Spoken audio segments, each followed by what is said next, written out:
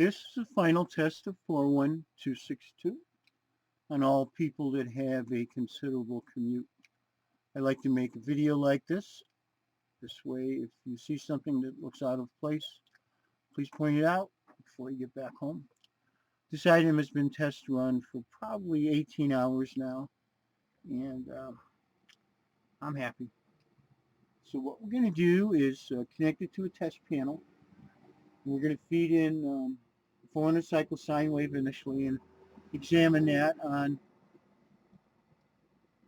a device. We're going to be able to hear it, but that's not going to be much of a output. We're going to be able to see. I have new software here. This is a bit of an adventure today. We're going to be able to see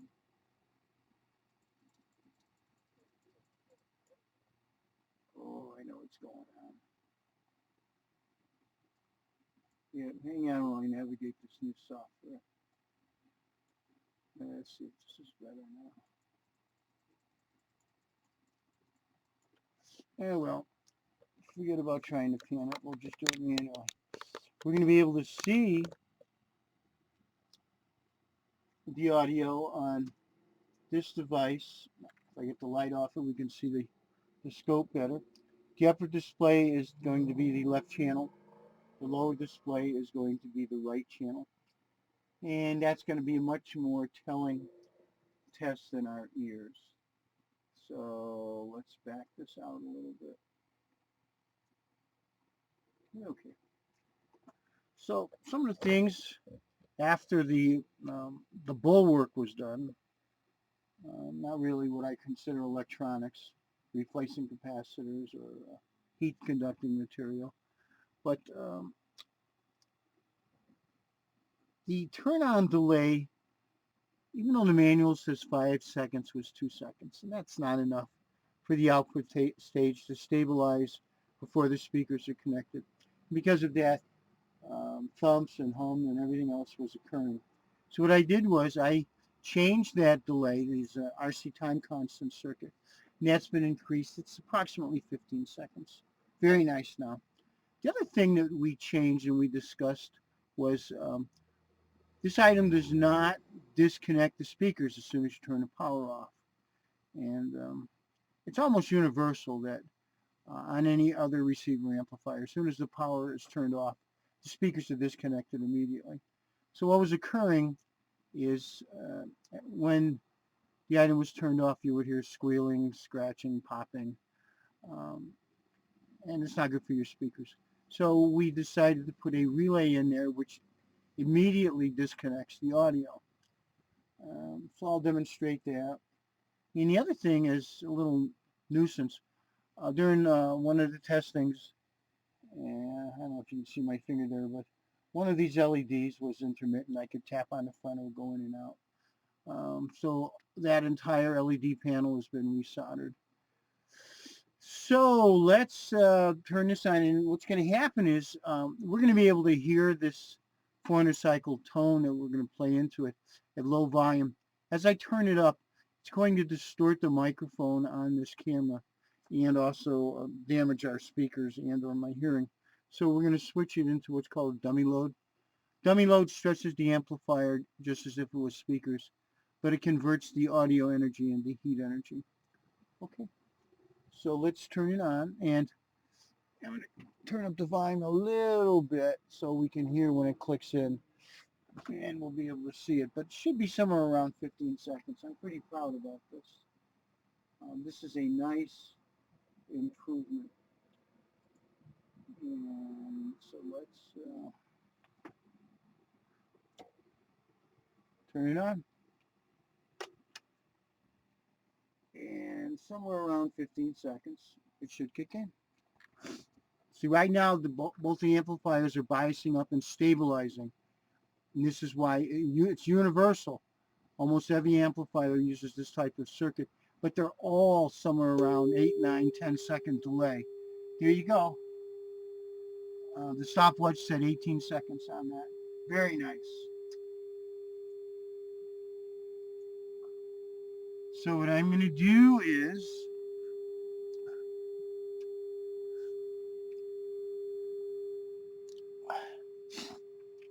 what I'm going to do is switch over to the dummy load, and then we're going to run this to full power, and we're not going to run it very long.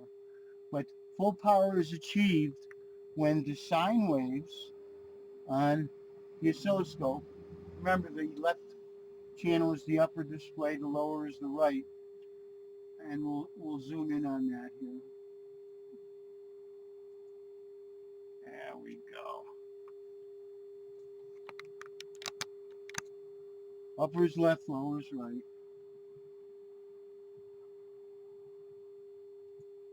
Yeah, I'm having fun with this new software. So I'm going to turn this up. You'll see the sine waves change. I just switched over to dummy load. Now we're going to full power is achieved when the top and the bottom of the sine waves start to square wave, right there. Whoa, we don't want to stay there too long. That's when we blow things up.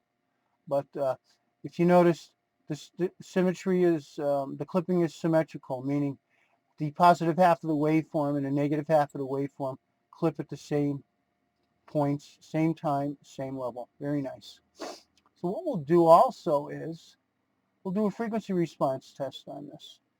And now that this has all new capacitors, the frequency response should be flat. I don't know what the specs are on this, but we'll start really low.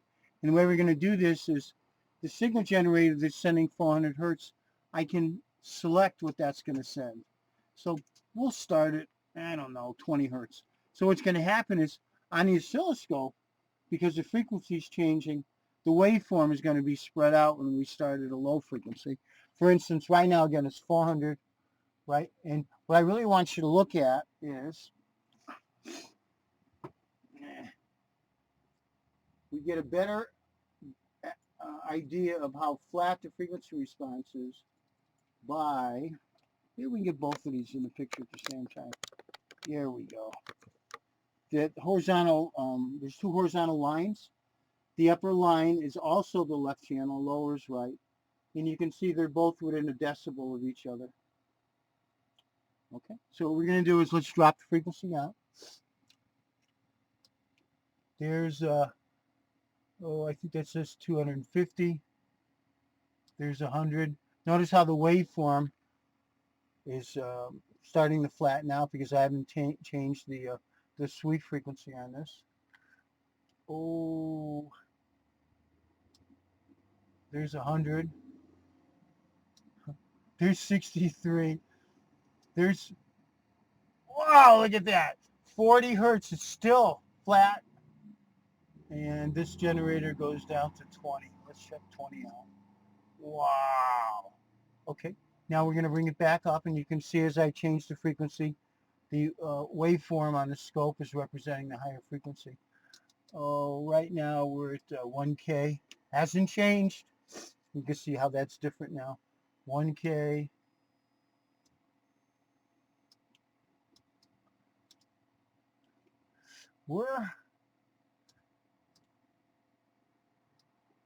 That's 20K right there.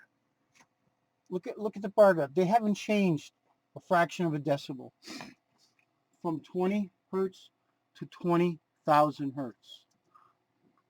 That's what we're on, 20K. This machine is nice, once again. And so let me back this out.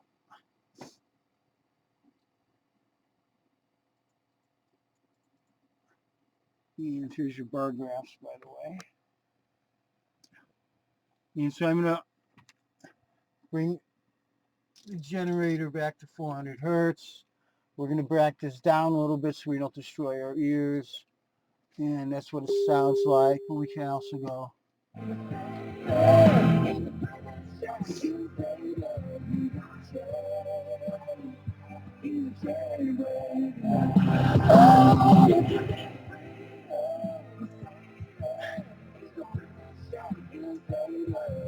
Oh, that's right. We want to do the other thing is we're going to turn it off, and notice how when we turn it off, there's no more snap, crackle, pop, hum, howl, or anything else. It's just instantaneous silence. Okay? Here we go.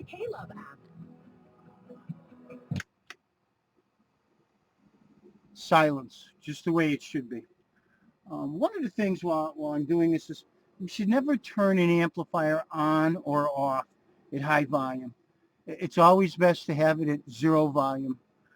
That way there's less signal trying to bridge the gaps of the speaker relay contacts when we make or break those gaps. Okay, that's the end of this.